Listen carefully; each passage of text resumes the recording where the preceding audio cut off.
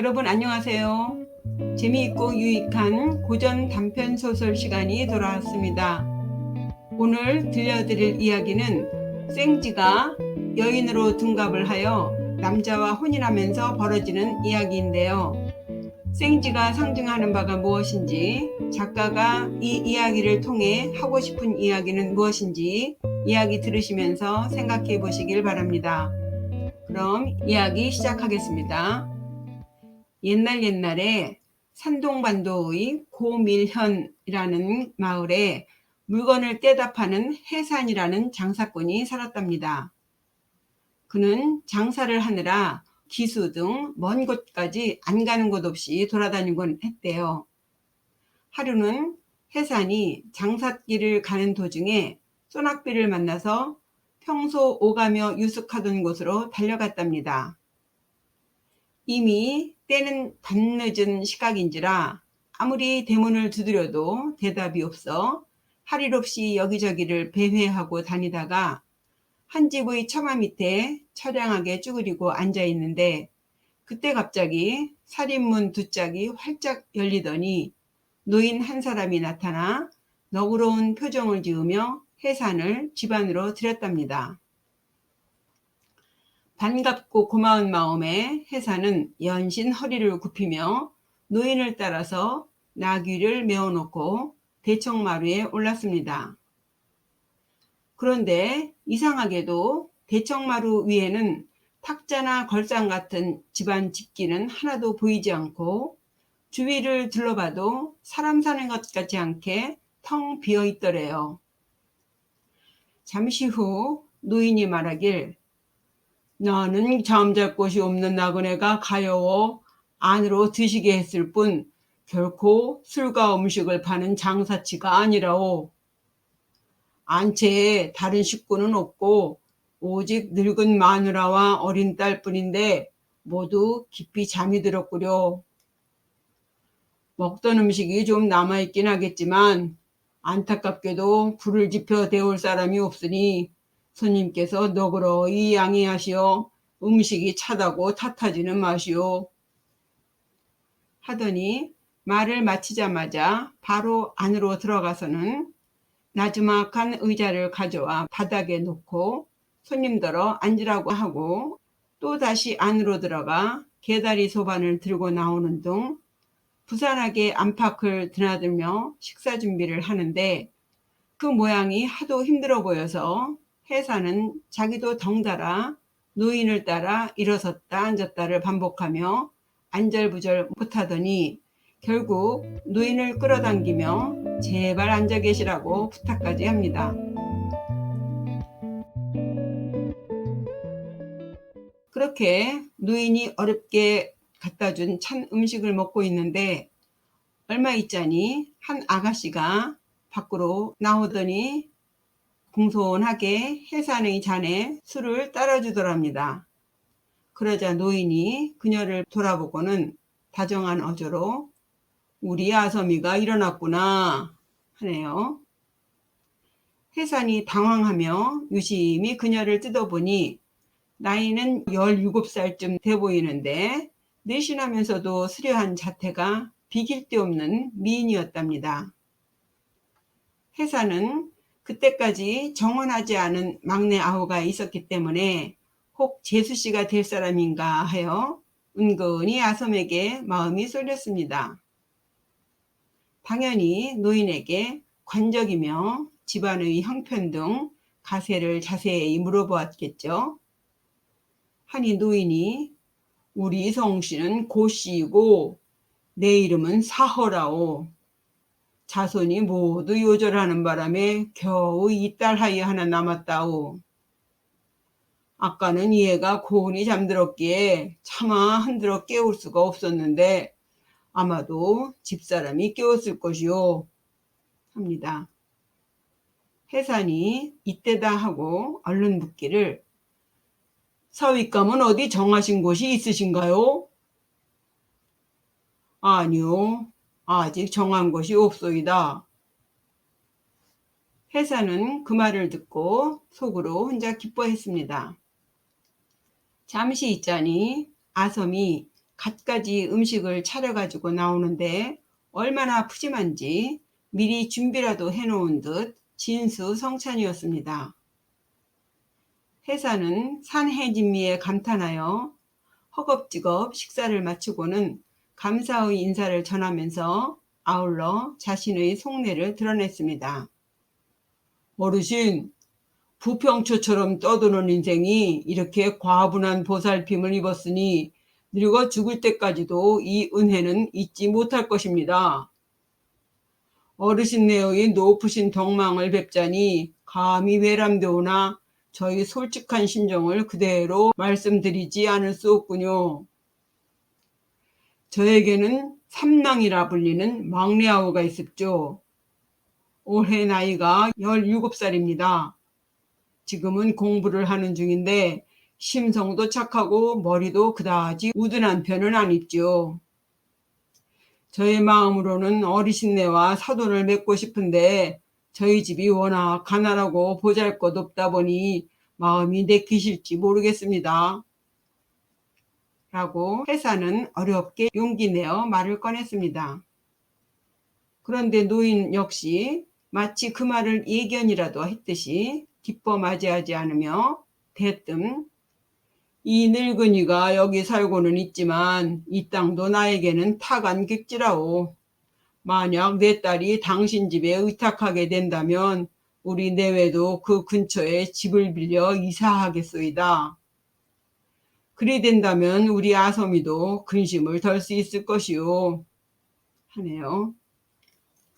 뜻밖의 노인의 허락에 회사는 이후의 모든 절차는 노인의 말에 따르겠다며 일어나 감사의 절을 올렸습니다.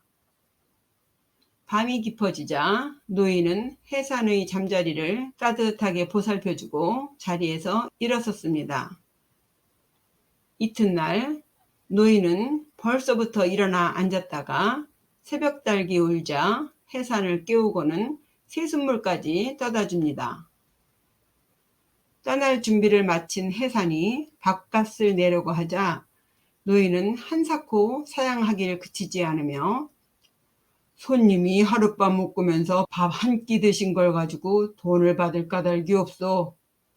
하물며 우리는 이미 사돈을 맺은 사이가 아니던가요? 하네요. 그렇게 노인과 헤어진 지 달포쯤 지난 후 회사는 다시 그 노인 고씨의 집을 찾았습니다. 그는 가는 도중에 고씨가 사는 마을로부터 1, 2 남짓 떨어진 지점에서 한 소녀와 함께 길을 가는 노파를 만났답니다.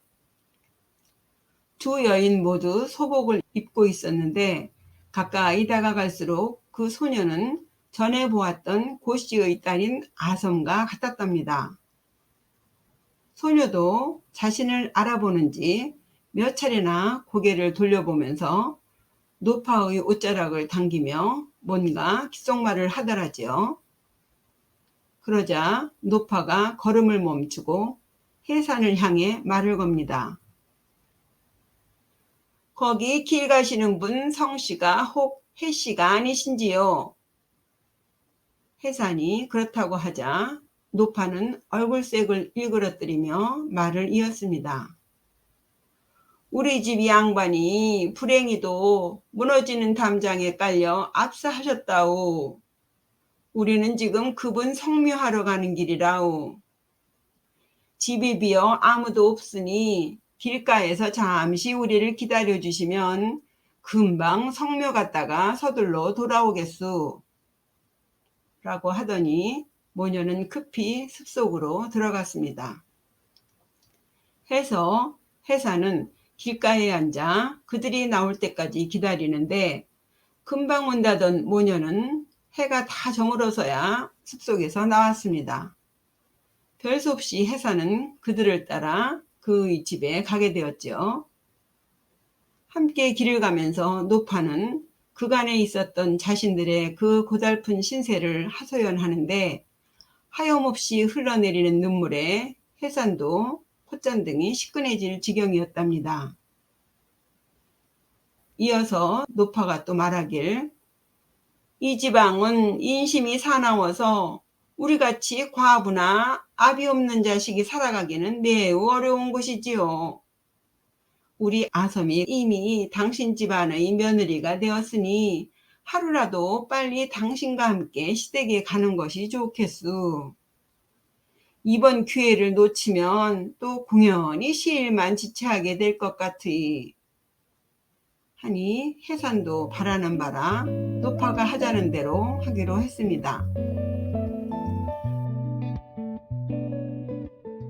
집에 도착하자 노파는 등을 밝히고 손님 접대를 마치더니 다시 해산에게 말합니다. 우리는 당신이 조만간 이곳에 올 줄 알고 집안에 쌓아둔 곡식은 벌써 다 팔아치웠다오. 그래도 아직 20여섬이 남아있는데 그 먼 곳까지 다 나를 수는 없고 해서 말인데 여기서 북쪽으로 사오리쯤 가면 마을이 하나 있다오.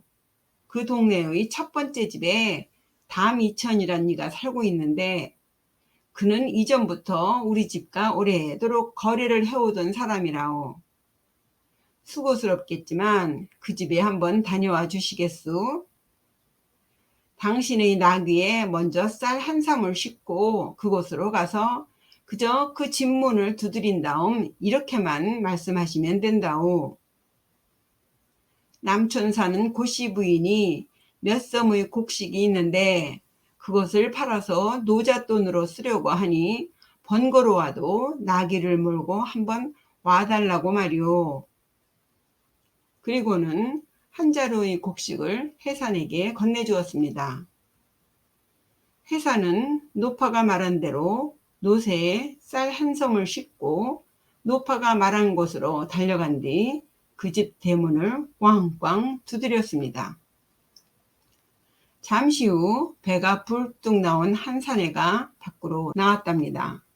해산은 그에게 자기가 온 이유를 설명하고 자루를 기울여 곡식을 부어준 다음 그보다 한 발 앞서 아섬의 집으로 돌아왔습니다. 그러자 얼마 후 2명의 짐꾼이 5마리의 노새를 몰고 도착했답니다. 그러자 노파가 해산을 곡식 둔 곳으로 안내하여 따라가 보니 지하 깊숙이 파놓은 움막이더랍니다. 그곳에서 해산은 말대박에 곡식을 담아 넘치는 양은 말깎기로 깎고 노파는 자루를 펴서 그 곡식을 담으면 아섬은 자루를 꽁꽁 동여매는 식으로 일을 진행하였습니다. 그렇게 셋은 삽시간에 5필의 노새에 쌀이 가득 담긴 마대자루를 실어서 짐꾼에게 넘기니 짐꾼이 4번이나 오가며 운반하고 나서야 곡식이 바닥났습니다.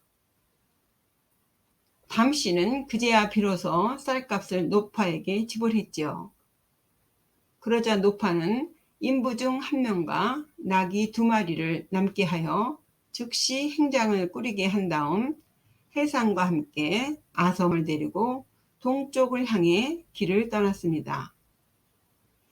20리쯤 갔을까요? 서서히 날이 밝아오기 시작했답니다. 그들이 어떤 저자에 닿았을 때 노파는 다시 탈 것을 빌린 다음 담씨의 하인과 나귀 2마리를 돌려보내고 다시 아섬을 데리고 해산을 따라 그의 집에 도착했습니다. 집에 돌아온 해산은 부모님께 저간의 사정을 말씀드리고 2 모녀를 만나보시게 하였죠. 부모님은 아섬을 보자 매우 기뻐하면서 별채를 치워 노파를 거주하게 하고 좋은 날을 택해 삼남과 아섬을 혼인시켰습니다. 노파가 딸을 시집보내며 마련한 혼수는 온갖 성의를 다한 귀한 물건들이라 해산의 식구들은 모두 흡족했습니다. 더욱이 아섬은 말수도 적고 화를 내는 일도 없으며 누가 말을 시켜도 그저 빙그레 미소나 지을 뿐 밤낮으로 쉴 틈 없이 길쌈만 하니 위아래 누구 할 것 없이 모두 그녀를 아끼고 사랑했답니다. 그런데 한 번은 이런 일이 있었대요. 아섬이 신랑에게 부탁하기를 해산 큰형님께 말씀드려서 이 다음에 저희가 살던 서쪽으로 다시 가시는 일이 있으면 그곳 사람들에게 일체 우리 모녀에 대해 아무 말씀도 하지 말라고 좀 해주세요. 삼랑도 그 말을 듣고 집안의 말이 굳이 집 밖으로 나가는 것이 좋을 것이 없다 생각하여 알겠다 하고, 그 이야기를 들은 해산 형님 또한 일체 아섬과 노파에 관한 이야기는 하지 않았습니다. 그렇게 아섬이 시집 온 지 3, 4년간 참으로 행복한 세월을 보냈대요. 해씨 일가는 더욱 부유해졌고 삼랑도 생원이 되어 고을의 학교에 들어가게 되었습니다. 그러던 어느 날이었어요. 해사는 외지로 장사를 나갔다가 예전에 아섬의 아버지인 고씨가 살던 집의 바로 이웃에 묵게 되었답니다. 그러자 그는 집주인과 이야기를 나누다가 무심코 3, 4년 전 이곳에 왔을 때 잘 곳이 없어 헤매다가 고씨 노인의 집에 투숙하게 된 경위를 말하게 되었답니다.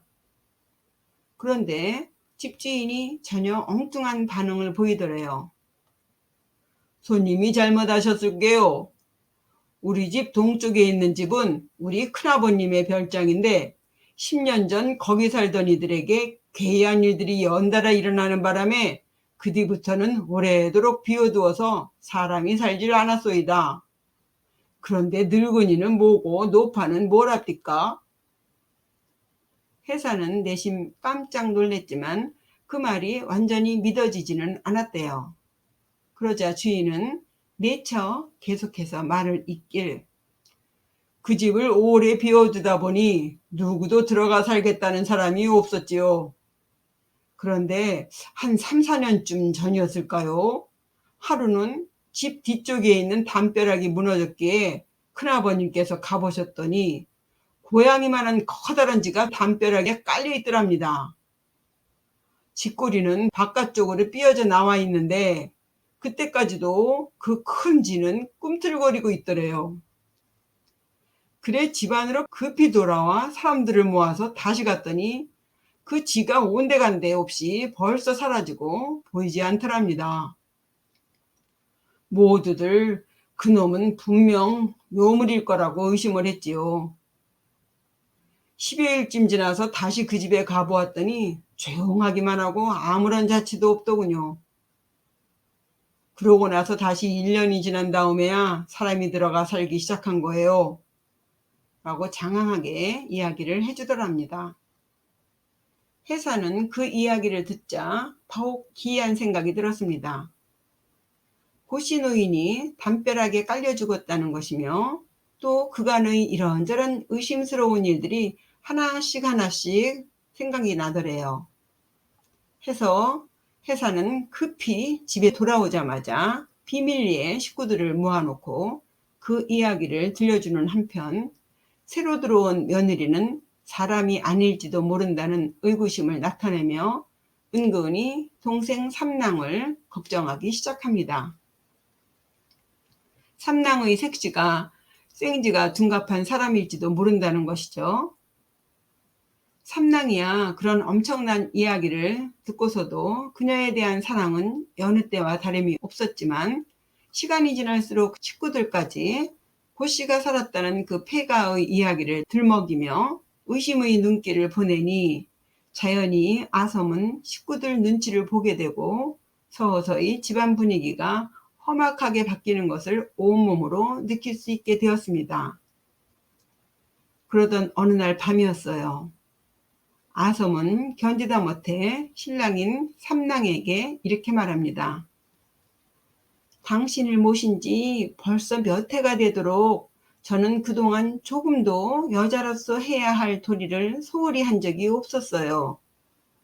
그런데 이제 와서 사람으로 취급받지 못하고 100년 묵은 생쥐가 되었으니 제가 이 집을 나가야 할 것 같습니다.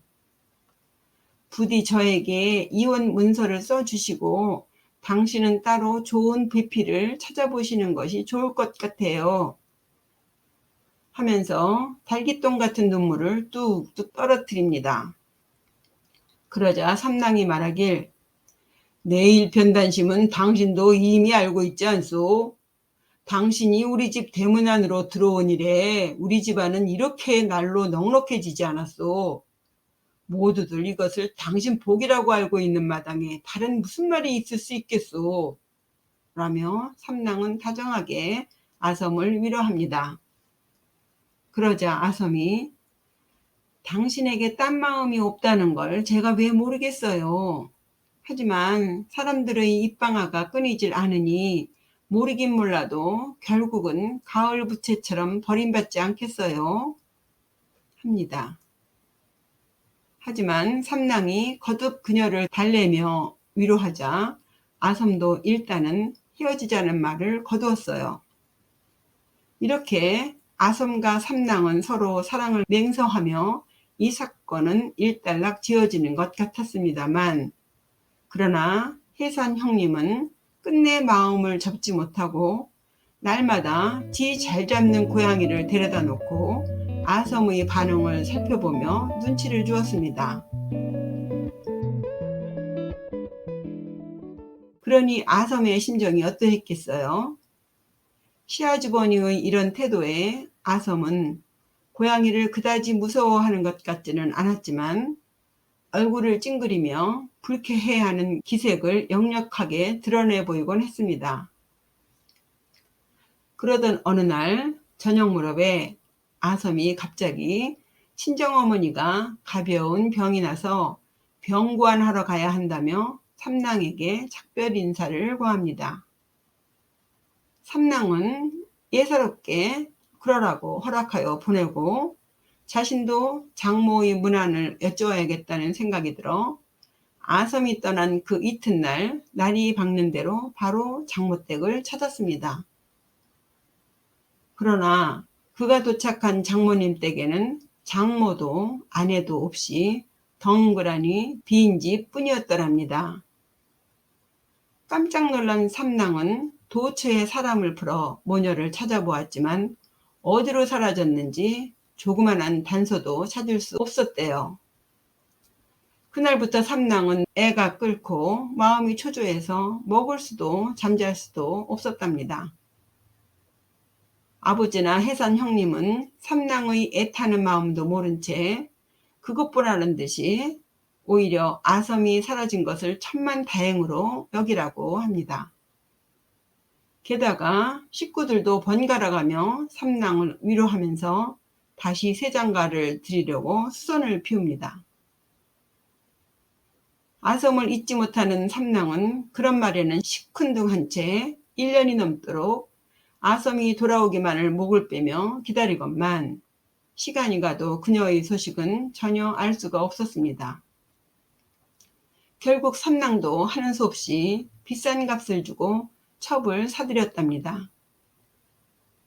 그러나 아섬에 대한 삼랑의 그리움은 조금도 식을 줄을 몰랐죠. 그런데 무슨 일인지 다시 몇 년이 지나는 사이 해씨 집안은 점점 궁색해져 갔답니다. 자연스럽게 사람들은 다시 아섬이 그리워지기 시작했겠죠. 사람이 됐든 쥐가 됐든 풍요롭게 살던 그때가 그리워졌더랍니다.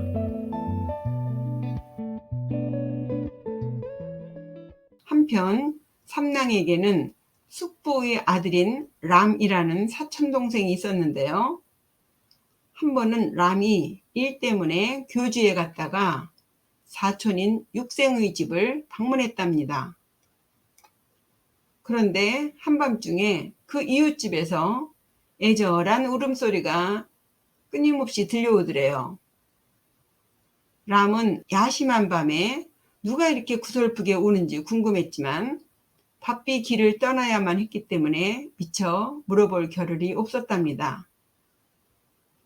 해서 돌아오는 길에 일전의 그 일이 궁금하여 다시 사촌인 육생의 집에 들렀더니 또다시 그 울음소리가 들려오더랍니다. 해서 람이 육생에게 여인이 슬피 우는 까닭을 묻습니다. 육생이 말하길 몇 년 전에 과부어미와 외딸이 이곳에 와서 집을 빌려 살았다네. 그런데 달포 전에 노파가 죽어서 그 딸 홀로 남게 되었지. 가까운 친척 하나 없으니 어찌 슬프지 않겠는가. 그 집 성씨가 어떻게 되는가? 곧이라더군. 항상 문을 닫아 걸고 이웃과 일체 내양이 없으니 그 집 가세는 확실히 모른다네.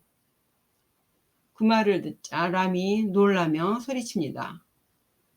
그 여자 분명 우리 형수임에 틀림없어. 하고는 바로 그 이웃집으로 달려가서 대문을 두드렸습니다. 한참을 두드리고 나니 어떤 한 여인이 울면서 나와 살인문을 사이에 두고 묻습니다. 어디서 온 손님이신지요? 저희 집은 본래 남자가 없어서 대문을 열어드릴 수가 없습니다. 하는데 해람이 문틈을 통해 안에 있는 여자의 생김새를 유심히 관찰해보니 과연 틀림없는 자기 형수였더랍니다. 그는 큰 소리로 말하길 형수님 문 좀 빨리 열어보세요. 저는 작은아버지 댁의 람입니다.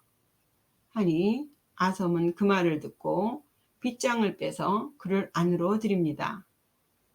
그리고는 지금까지의 자신의 외롭고 고달픈 생활을 눈물과 한숨을 섞어가며 하소연하더래요. 그 말을 다 듣고 난 람이 형수님, 셋째 형님이 형수님을 얼마나 보고 싶어 하는지 아세요? 부부지간에 설령 약간의 반목이 있어도 그렇지 어떻게 이렇게까지 멀리 도망쳐 숨어 살 수 있어? 라며 아섬을 나무라는 한편 즉시 수레를 세내어 자기와 함께 돌아가자 하였습니다. 그러나 아섬은 서글픈 얼굴로 말하길 저는 사람 취급을 받지 못해서 어머니랑 이곳에 숨어 살았던 거예요. 이제 다시 돌아가 그 사람들에게 의탁한다면 누가 저에게 눈을 흘기지 않겠어요? 정히 제가 다시 돌아가기를 원한다면 반드시 해산 큰형님과는 따로 살게 해주세요. 그렇게 할 수 없다면 저는 차라리 독약을 먹고 죽어버릴랍니다. 예, 알겠어요. 제가 가서 잘 말해드릴게요. 하고 람은 집으로 돌아와 삼랑에게 그 말을 전합니다. 오매불망 아섬의 소식을 기다리던 삼랑은 그 이야기를 들은 즉시 밤을 도와 그녀에게로 달려갔겠죠. 부부는 얼굴을 마주 대하자 서로 희비가 엇갈려 말 한마디 제대로 못하고 그저 눈물만을 흘렸답니다. 이윽고 서로의 사랑을 확인한 이 내외는 이튿날 아섬이 새들었던 집주인을 찾아가 집을 비우겠다고 통보를 했습니다. 그런데 한편 집주인인 사감생은 아섬의 아름다운 모습을 엿본 뒤부터 그녀를 첩으로 삼으려는 흑심을 품고 있었대요.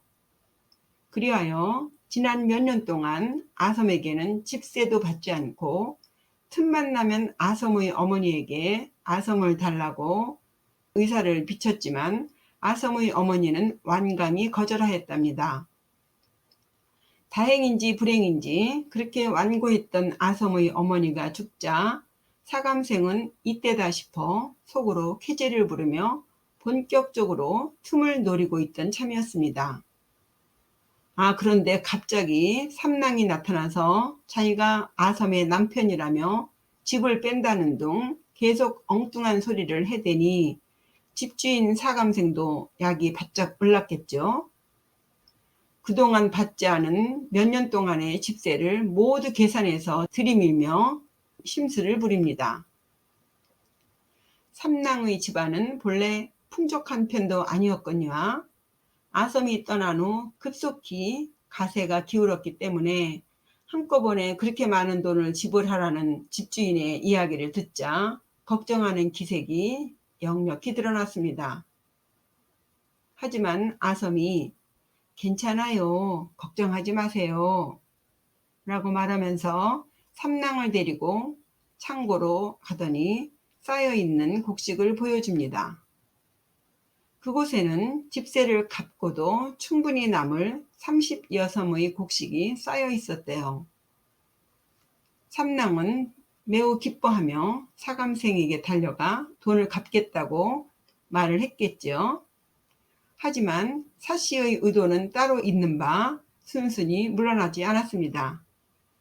곡식은 받을 수 없다며 굳이 돈으로 달라고 고집을 부리는 거예요. 그야말로 못 먹는 감 찔러라도 보려는 심사겠지요. 아섬은 그 말을 듣더니 한숨을 내쉬면서 말합니다. 이는 모두 저에게 주어진 업보입니다. 하고는 그간의 사씨의 흑심을 삼랑에게 모두 말하였습니다. 삼랑은 분해서 어쩔 줄 몰라 하더니 관가로 가서 사감생을 고소하겠다고 하네요. 그러자 사촌인 육생이 나서서 그를 말립니다. 그리고는 창고의 곡식을 자기 동네 사람들에게 나누어 팔아주고 약간씩의 돈을 출렴해서 사씨의 집세를 갚아준 다음 수레를 마련하여 아섬과 삼랑 두 사람을 집으로 보내주었습니다. 육생 덕분에 무사히 아섬을 집으로 데리고 돌아온 삼랑은 그간의 모든 사정을 부모에게 말씀드리고 해산 형님과는 따로 살도록 허락도 받았어요. 시댁에 들어와 살게 된 아섬은 갑자기 자기 돈으로 날마다 창고 짓기에 여념이 없더랍니다. 그 당시 삼랑의 집안에는 한 섬의 쌀도 없는 상태였기 때문에 굳이 쌀 창고를 짓는다는 것은 이상한 일이 아닐 수 없겠죠. 모두 의아해했지만 뭔가 기대하는 마음에 말리지는 않았답니다. 그러자 1년이 지나니 그들의 기대에 부응이라도 한 듯 창고 안은 온통 곡식으로 가득 차더랍니다. 당연히 몇 년도 지나지 않아서 삼랑의 집은 예전보다 더 큰 부자가 되었겠죠. 다만 해산 형님만 갈수록 가난해질 따름이었어요. 아섬은 그동안 떨어져 살았던 시부모를 자기 집으로 모셔와 스스로 봉양하는 한편 또 매번 돈과 곡식을 내어 해산 시아주버님 돕기도 잊지 않았다고 합니다. 삼랑이 아내 아섬을 기특해하며 당신은 진정 원수를 은혜로 갚는 사람이구려 하고 칭찬하자 아섬은 그분은 오직 아우를 사랑해서 그러셨던 것 뿐이지요. 게다가 그분이 아니었다면 제가 어떻게 당신과 연분을 맺을 수 있었겠어요? 하며 스스로를 낮추어 말했습니다. 이렇듯 그 후로도 그들은 평화롭게 살았고 별다른 일은 일어나지 않았답니다. 이상으로 생지 며느리 이야기 들어보셨습니다. 어떠셨나요? 재미있으셨나요? 이야기의 제목은 생지 며느리 혹은 며느리의 이름을 따서 아섬이라고도 합니다. 그럼 여기서 생지가 상징하는 것은 무엇인지 생각해 보셨나요?